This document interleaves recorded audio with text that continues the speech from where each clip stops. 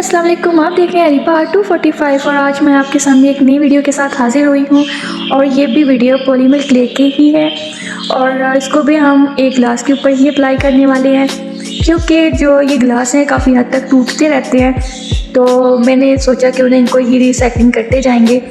तो आपको मेरी वीडियो देख के भी अंदाज़ा होगा कि हम क्या क्या करने वाले हैं, क्योंकि मेरी वीडियो इतनी यानी कि वाज़ह तौर पर बनी होती है कि आपको नज़र आएगी कि कौन कौन सा स्टेप मैं कर रही हूँ, कैसे कैसे कर रही हूँ।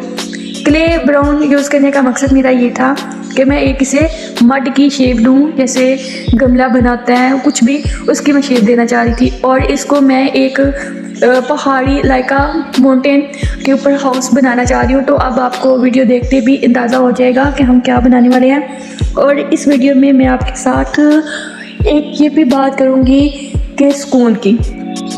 सुकून दुनिया की सबसे महंगी तरीन चीज़ है।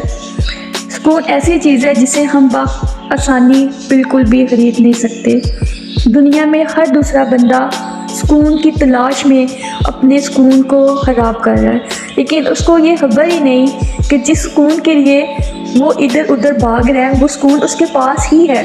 सुकून की तलाश में ही वो अपना सुकून ख़राब कर रहा है।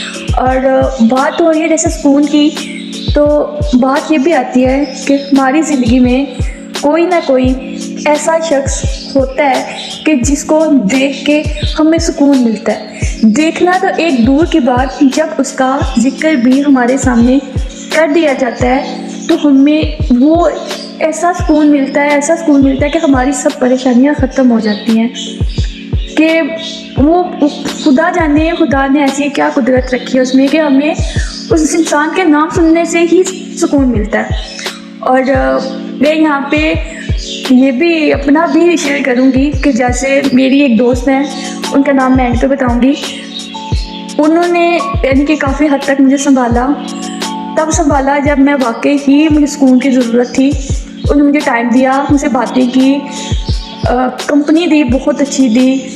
जिस चीज़ से मुझे सुकून मिलता था उन्होंने वो मेरे लिए किया। और यानी कि अब वो ऐसी बात है कि मुझे उनसे, उनके नाम से भी सुकून मिलता है। मुझे ये लगता है कम से कम वो मेरे साथ है और वाकई उनके साथ होते हुए मुझे सुकून फील होता है। तो अब यानी कि मकसद सिर्फ इतना है कि हमारी ज़िंदगी में कुछ ना कुछ ऐसे लोग होते हैं। और मैं दोस्त का मैं यहाँ पे नाम शेयर करूँ, उनका नाम हानिया है। उन्होंने काफ़ी हद तक मेरा साथ दिया है। और लेकिन मैं यहाँ पे ये भी बात करूँगी कि जब हमें किसी का होता है ना कि ये हमें सुकून दे रहा है और दूसरे पर्सन को पता चल जाता है हमारी कमज़ोरी का कि इसमें ये कमज़ोरी है, तो वो हमसे दूर होना शुरू हो जाता है।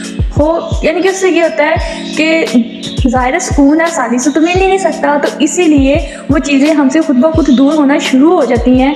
तो मैं इधर ये भी कहूँगी कि अपनी कमज़ोरी कभी किसी के सामने मत रखें। जब जैसे जैसे इंसान चलता है ना, ज़िंदगी को गुजारता है, फिर उसको चीज़ों की समझ आती है कि कभी भी अपनी कमज़ोरी किसी के सामने नहीं रखनी चाहिए, किसी की चीज़ को भी अपनी कमज़ोरी नहीं बनाना चाहिए। इससे ये होता है कि वो जिससे आपको सुकून मिल रहा होता है ना, फिर वही चीज़ें आपको तकलीफ़ देती हैं। तो इसलिए अपने लिए जिए। जब आप खुद के लिए जिएंगे तो वो सुकून आपको खुद में नज़र आएगा, बल्कि कि आप दूसरों में ढूंढें।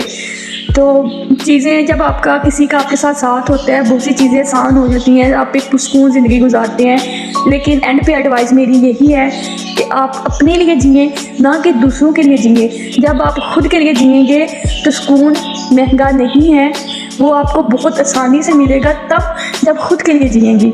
तो मैं इस वीडियो में अपनी दोस्त का शुक्रिया अदा करूँगी कि उन्होंने मेरा इतना साथ दिया।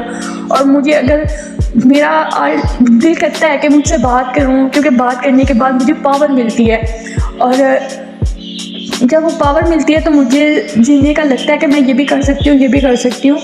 तो इसलिए आप अपनी पावर खुद अपने लिए बने, ना कि दूसरे को अपनी पावर बनाएं। तो इसी के साथ मैं आपसे इजाज़त चाहती हूँ। अल्लाह हाफिज़।